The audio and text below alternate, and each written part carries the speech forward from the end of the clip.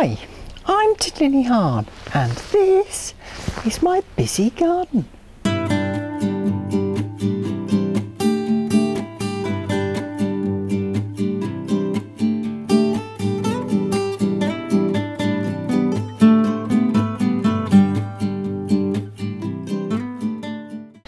Don't let this sunshine fool you. Oh no, the weather has been an extension of last year really, just wet and windy too.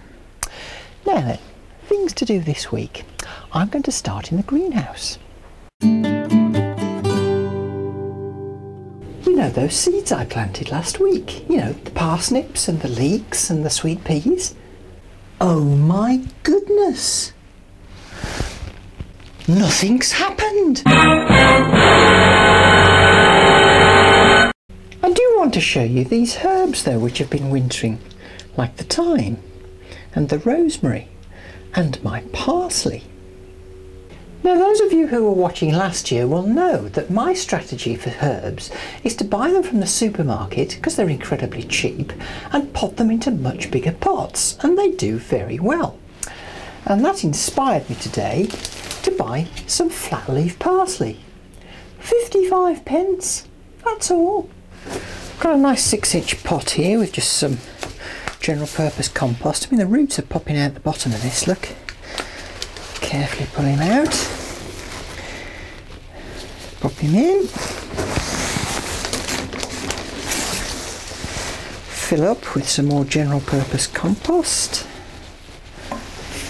And give him a good water. So with any luck I'll have a good supply of flat leaf parsley all year round, in addition to my curly parsley.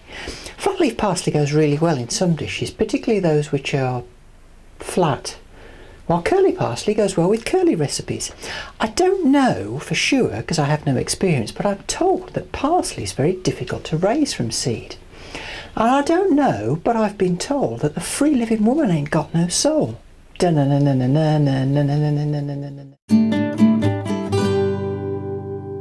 Now while the sun's shining, I'm going to take the opportunity to do a bit of tidying up and a little bit of pruning. Like for example, this bed here. I want to try and get this bed sorted really before the tulips start to appear, as they hopefully will very soon. That's a bit better. I've pulled out those wild strawberries as well. Well, my apple spindles need a bit of a prune too. Haven't done those yet. Same principles apply really as to the bigger apple tree, except I don't want them to be much higher than this. So I'm going to cut this back to this bud here. Cut this back to 3 buds.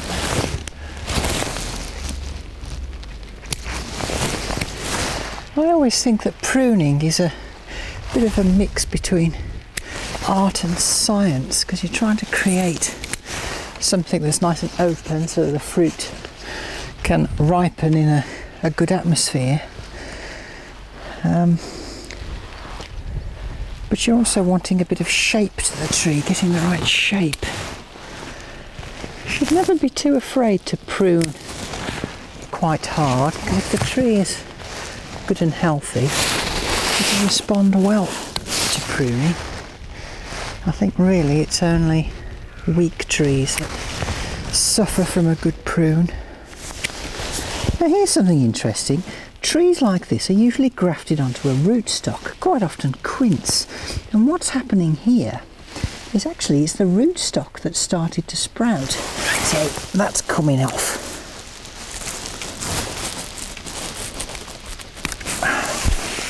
Now this one definitely needs a good prune. It's put a lot of its energy last year, I think, into creating branches rather than fruit, because I didn't get much fruit off it. So, attack! Oh, that's much better. I'm much happier with that.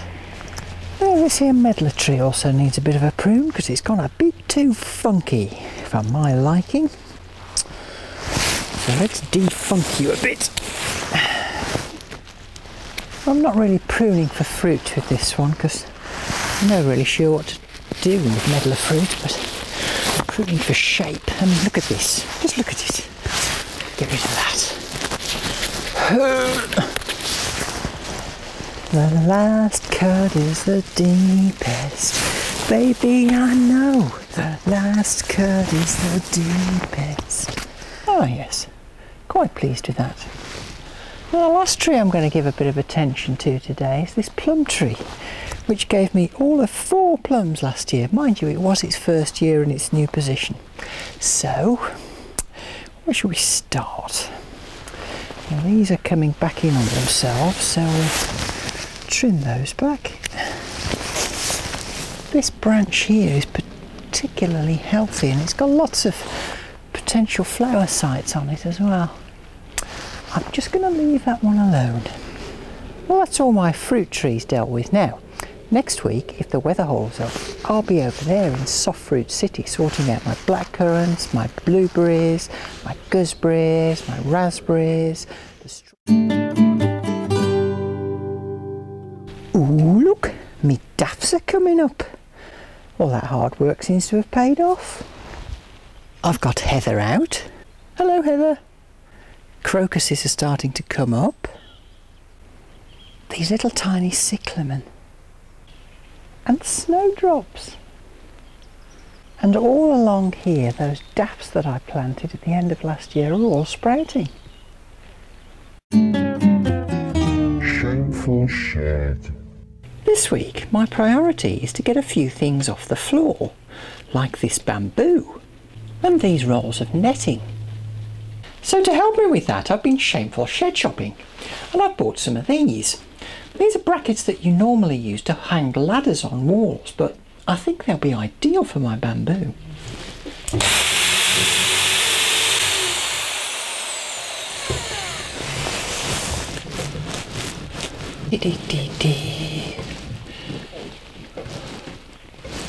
Super. Right. Oh, lovely. Lovely, lovely, lovely. Perfect. Now the next part of the plan involves me making a hanging shelf from here, and to do that I've rustled up 3 of these wooden brackets. Gonna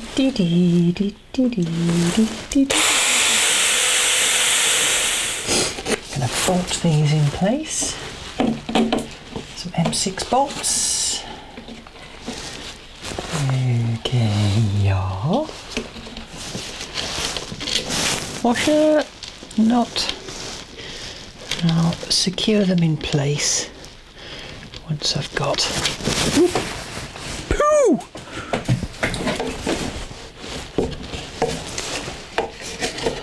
Boopy boopy boop boo.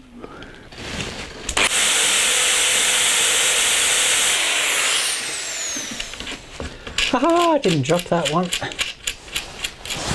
Oh, a little bit of tightening.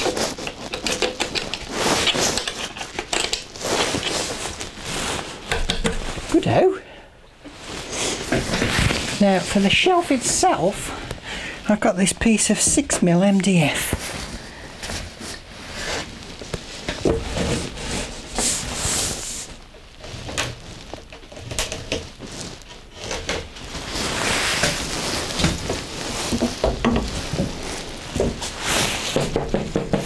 Wunderbar! And it was all done Titli style.